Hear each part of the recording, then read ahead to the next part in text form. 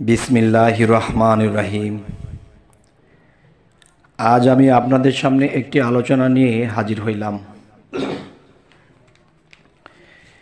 সে আলোচনাটি এতটুকুই প্রয়োজন আর এতটুকুই দরকার এই পৃথিবীর মানুষের। আর সেই দরকার, সেই প্রয়োজন বিষয়টা আল্লাহ দিয়ে রেখেছেন আল্লাহর 99 নামের মাঝে। আল্লাহ আল্লাহ নাম আমরা জপি, আল্লাহ জিকির করি, লা ইলাহা ইল্লাল্লাহু মুহাম্মাদুর রাসূলুল্লাহ আমরা পড়ি, কিন্তু দেখা যায় আল্লাহকে আমরা অনেক কাজে ব্যর্থ হলে, অনেক খারাপ কিছু ঘটলে তখন আল্লাহকে আমরা বিভিন্ন কিছু বলে থাকি যে হে আল্লাহ, তুমি দেখলা না, তুমি চাইলা না, আমার এই বিপদ হলো, আমার একের পর এক বিপদ, আমার এই সমস্যা সেই সমস্যা। তখন আল্লাহকে বলতে থাকি। তখন আল্লাহ কি বলে, আমি আল্লাহ নামে এই পৃথিবীতে যে কাজগুলো করে দেই, আমি আল্লাহ নামে অন্যটা করি না। যেমন একটা কথা আছে যে কারো যদি রহমত কমে যায়, সে যেন আমার রহমান নাম জপনা করে, এবং যার রিজিক কমে যায় সে যেন আমার ইয়া রাজ্জাক নামটি জপে। যদি কারো জ্ঞানের প্রয়োজন হয়, তিনি যেন আমার ইয়া আলিমু নামটা জপনা করে, তাহলে তার মধ্যে এলেম পয়দা হবে। এবং সর্ব বিষয়ে যদি কেউ জ্ঞান অর্জন করতে চায়, সে যেন রব্বি জিদনি ইলমা এই নামটি জপনা করে। তাহলে আল্লাহ এক এক নামের মধ্যে এক এক গুণ দিয়ে রেখেছেন। এখন দেখা যায় আমরা এই নামগুলো এভাবে জপি না, আমরা স্মরণ করি না, এবং বিপদ আসলে আমরা কি নাম জপলে আমরা সেই বিপদ থেকে রক্ষা পাবো সেটাও আমরা জপি না। তাই একটা কথা বলা হয়, ফাজকুরুলি আজকুরুকুম আশকুরুলি ওয়ালা তাকফুরুন। তোমরা যদি আমাকে স্মরণ করো তাহলে আমিও করি, তোমরা যদি স্মরণ না করো তাহলে আমিও করি না। তাহলে আল্লাহকে যখন আল্লাহর সেই নাম ধরে আমরা ডাক দিব, তখন আল্লাহ কিন্তু শুনবে। আর যদি আল্লাহ না শোনে, আর সেই ডাকার মতো ডাকতে হবে, শুধু ডাকলেই হবে না, সেই ডাকার সাথে আমার ভাব থাকতে হবে, প্রেম থাকতে হবে, ভক্তি থাকতে হবে। এবং সুযোগ পেলেই একটা স্থানে গিয়ে আমি আল্লাহকে উদ্দেশ্যে আমাকে সেজদা করতে হবে। তখন আল্লাহ বুঝবে যে সে বিশেষ প্রয়োজনে, খুব বিপদগ্রস্ত হয়ে সে আমার এই নাম জপনা করতেছে। তাই আমি বলবো, হে জগতবাসী, আল্লাহ তো নির্দোষ, আল্লাহর কোনো দোষ নেই, আর সকল দোষের দোষী আমরা, আমাদেরই হুঁশ নেই। তাই বলবো কি, এই নামগুলো আমরা অবশ্যই মন দিয়ে জপনা করব, আর কোন নামে কি হয় তা আমরা করব। তবে আজকের যে নামটি আপনাদের সামনে নিয়ে আসছি, সেই নামটি হলো, আপনারা একটু লক্ষ্য করে শুনবেন। যেমন যে এই নামটি কোন নিয়মে কিভাবে করলে আপনার কাজ হবে, ফয়সালা হবে। যেমন নামটি হলো ইয়া বাসিরু।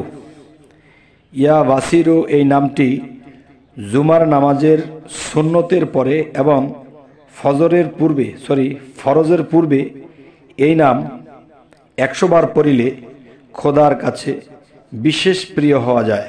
সুবহানাল্লাহ। আমি আবার বলছি, ইয়া বাসিরু, ইয়া বাসিরু জুম্মার নামাজের সুন্নতের পরে এবং ফরজের পূর্বে এই নাম 100 বার পড়িলে খোদার কাছে বিশেষ প্রিয় হওয়া যায়, এবং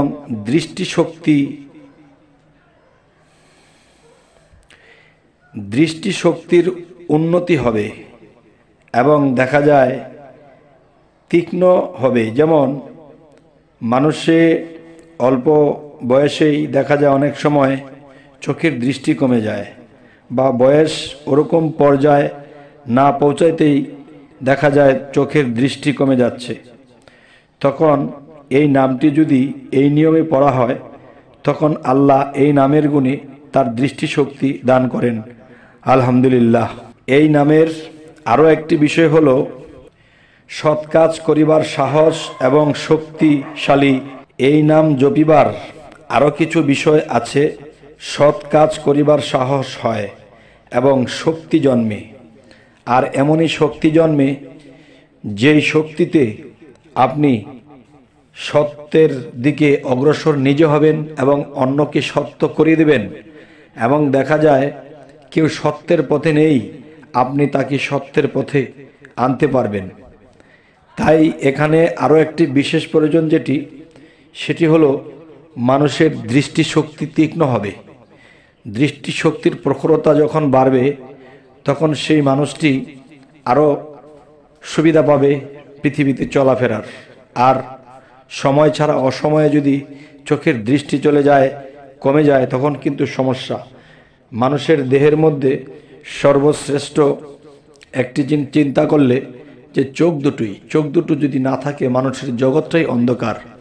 তাই বিশেষ করে এই আমলটি যদি কেউ করে থাকে তাহলে ইনশাআল্লাহ তার দৃষ্টির শক্তি বাড়বে, তার হিম্মত বাড়বে এবং তার এমন একটা সাহস সৃষ্টি হবে যে সৎ কাজের সাহস থাকবে তার প্রচণ্ড। তাই আমি বলবো এর পাশাপাশি আল্লাহর প্রিয় হওয়া যায়। তাহলে এই নামটি আমি আবারও বলছি, এই নামটি হলো ইয়া বাসিরু। ইয়া বাসিরু এই নামটি জুমার ফরজের আগে 100 বার জপনা করিবেন, প্রতি সপ্তাহে করবেন। তবে যদি রাতের বেলায় শোয়ার আগে দিয়ে করে শুইতে পারেন তবে আরেকটু ভালো, এবং ঘুম থেকে ওঠার পরেও যদি 100 বার জপনা করেন ইয়া বাসিরু ইয়া বাসিরু, সময় কিন্তু বেশি একটা লাগবে না, কিন্তু ইহকাল পরকালের সম্মানী হয়ে যাবেন ইনশাআল্লাহ। হে জগতবাসী, আমাদের এই আলোচনা, এই যে চ্যানেলটি আপনাদের সামনে হাজির করা হয়েছে, এই চ্যানেলটির মূল উদ্দেশ্যই হলো বিপদ মুক্তির পথ।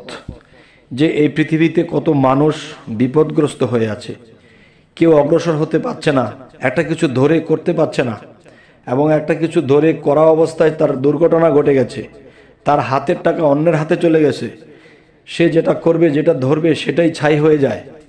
এই বিষয়গুলো লক্ষ্য করবেন এবং আমাদের এই চ্যানেলটি ঘুরে ঘুরে দেখবেন, ভিতরে বাহিরে দেখবেন, তখন আপনি এই জিনিসগুলো পাবেন।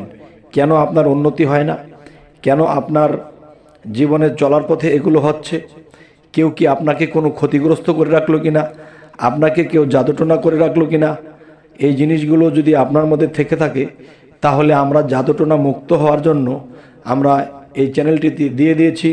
আপনারা আমাদের চ্যানেলটিকে ঘুরে ঘুরে দেখবেন কোন কোন জায়গায় মানুষ যদি জাদুগ্রস্ত থাকে, মানুষের আয় উন্নতি বন্ধ হয়ে যায়, মানুষটির হায়াত কমে যায়, মানুষের বিপদের পরে বিপদ থাকে, এগুলো কেন হয়, আর এগুলোর থেকে উদ্ধার পাইতে হলে এই বিষয়ে আমাদের ভিডিও দেওয়া আছে, আপনারা ঘুরে ঘুরে দেখবেন এবং এই নামগুলো জপবেন। ইনশাল্লাহ যদি আপনাকে কেউ জাদুটোনা করে থাকে, ক্ষতিগ্রস্ত করে থাকে, সেটা কেটে যাবে। এবং দেখা যায় যখন শান্তি পাবেন যে হ্যাঁ এখন আমার শরীর ভালো, মন ভালো, আমার এখন ইনকাম ভালো, তখন আপনি কি করবেন? তখন আপনারা এই উপকারগুলো পেলে আপনারা এতিম অসহায়দেরকে আদর করবেন এবং এদেরকে খেতে দিবেন, এদেরকে জামা কাপড় পরিয়ে দিবেন। তখন কি হবে? আল্লাহ যে কোরআনে বলেছে যে দুর্ভোগ সেই নামাজকারী যারা এতিমের গলা ধাক্কা দেয়, দুর্ভোগ সেই ইবাদতকারী যারা লোক দেখানোর জন্য করে থাকে এবং গরিবদের, এতিমদের অন্ন বস্ত্রদানে উৎসাহ দেয় না।